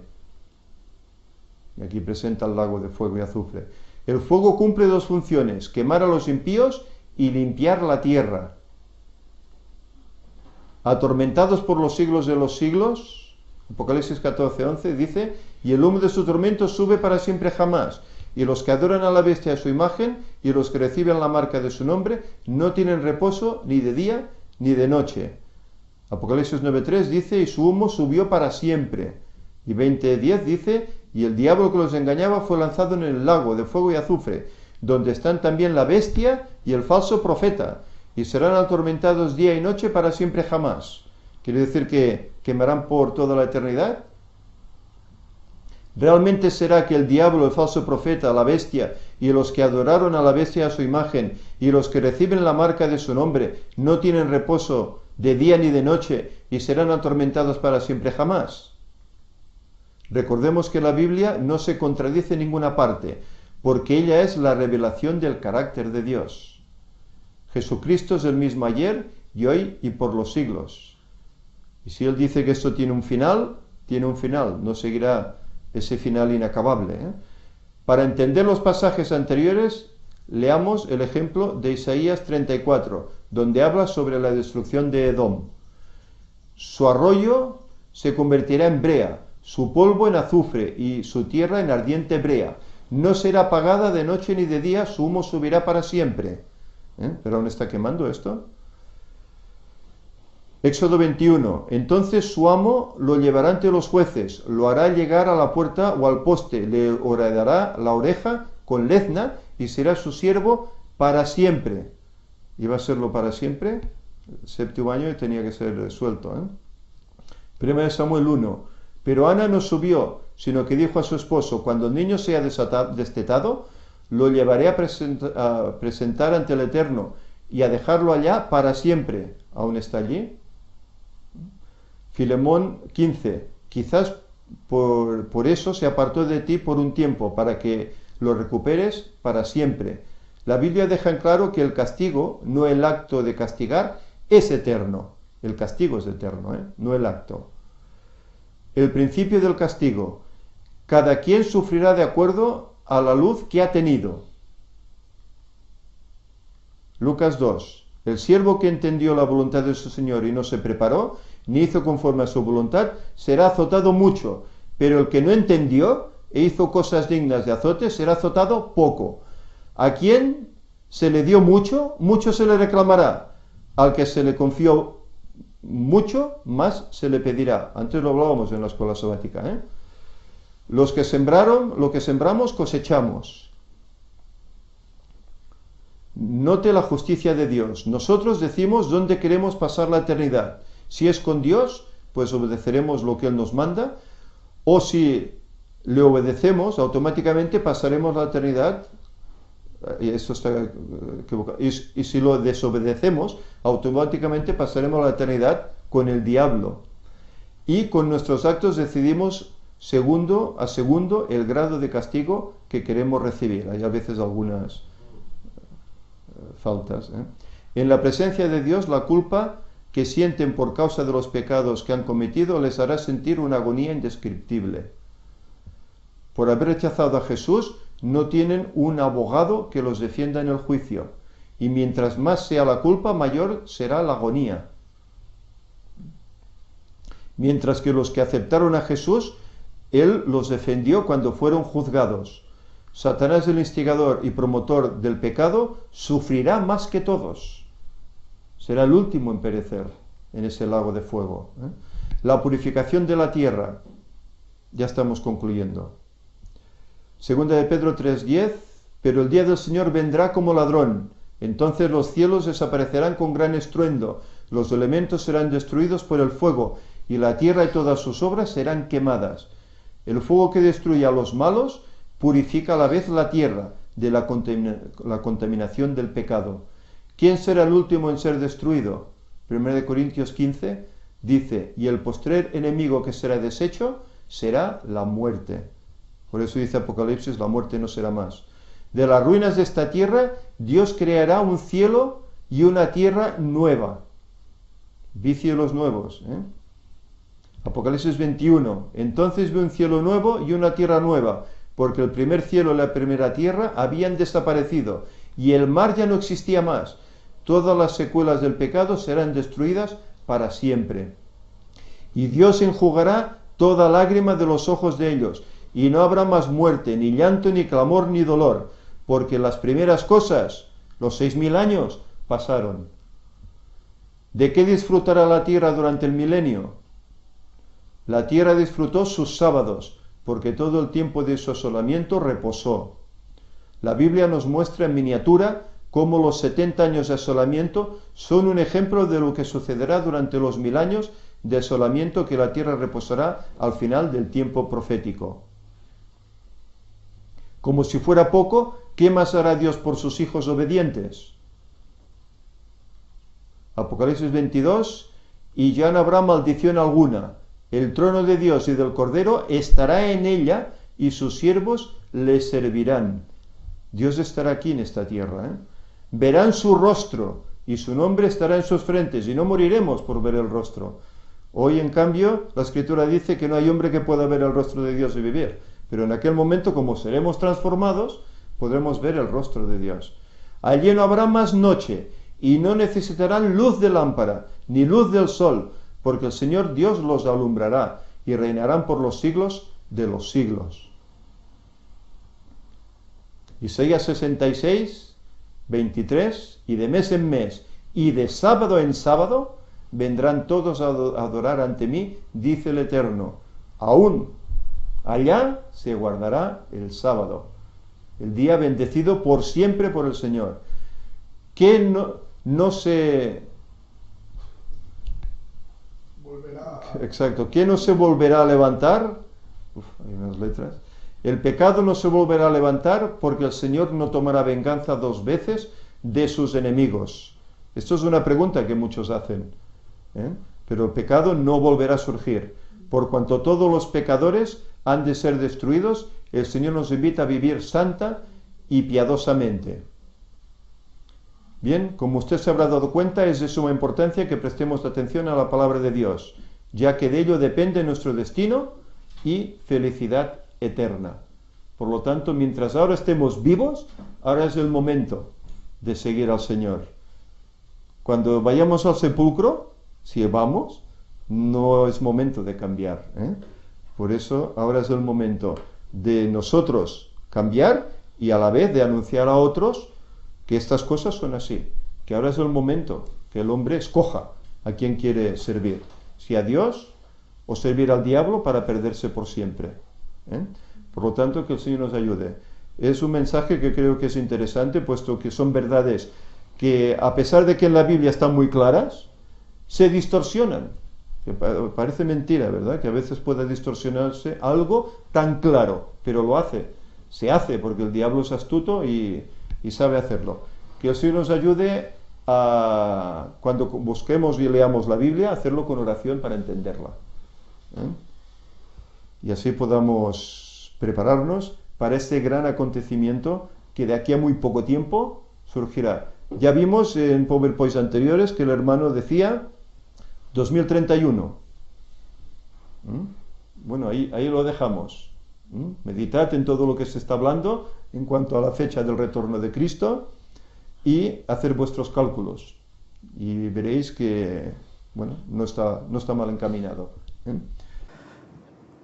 Si hemos visto la predicación de mi hermano, nos damos cuenta de la importancia de los 1000 años, de este milenio. Hemos visto qué sucede durante estos 1000 años, nos hemos dado cuenta que realmente la historia no termina con la segunda venida de Jesús, sino que cuando se cumple ese año 6000, aún sucede algo durante 1000 años. Y realmente es algo sumamente importante, porque es lo que nos va a llevar, por fin, al final de esos 1000 años, a tener la gran paz que siempre se ha anhelado en este mundo, sin muerte, sin dolor, sin lágrimas, sin Satanás ni sus ángeles caídos siguiéndole, destrozando a la humanidad, tal como ha pretendido hacer y ya lo ha conseguido durante tantos años. Este momento se está aproximando y nosotros debemos conocer los tiempos. A eso se nos insta. Señales, por supuesto, pero además, como se lo dijo a Noé, hay un momento concreto para el retorno de Cristo. En su momento fue el diluvio, ahora es la segunda venida. Y hemos mostrado a lo largo de las Escrituras cómo por todas partes eso consta así, con las citas de Ellen White también, pero aún seguiremos viendo más cosas. El próximo día, si Dios quiere, vamos a mostrar un documental. Ya no son predicaciones en concreto de ningún pastor, sino que es un tema básicamente científico, y donde a través de la ciencia también llegamos a la misma conclusión.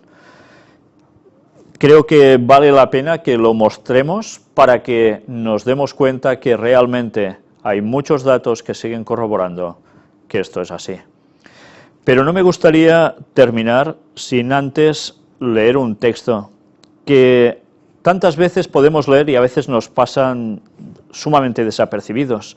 Es un salmo y es el Salmo 96, pero no voy a leerlo entero, solo voy a coger el último versículo, el 13.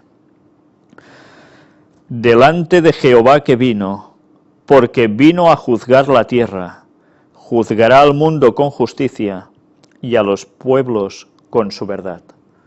Es un salmo, y está hablando ¿de qué? Como si ya todo hubiese terminado, como si ese año 6000 ya se hubiera cumplido, como si todo lo que es futuro ya fuera pasado. Y cuando Cristo venga, hará esto, justicia con todos los pueblos, con su verdad. Y esto es algo que no podemos obviar. Gracias a Dios que los profetas podían ver el futuro con anticipación, y gracias a sus escritos, inspirados por el Señor, hemos podido saber todo lo que hemos presentado hasta ahora, y más cosas que aún hemos de mostrar, si Dios quiere. Pero bien, quisiera, como es habitual, poder terminar con una oración, pero sin antes comentaros que es muy necesario que estudiemos la palabra de Dios por nosotros mismos, que nos dejemos de si dicen esto o dicen lo otro. Nosotros somos los que debemos buscar para hallar, con oración, con entrega, y el Espíritu Santo nos va a guiar si nosotros queremos.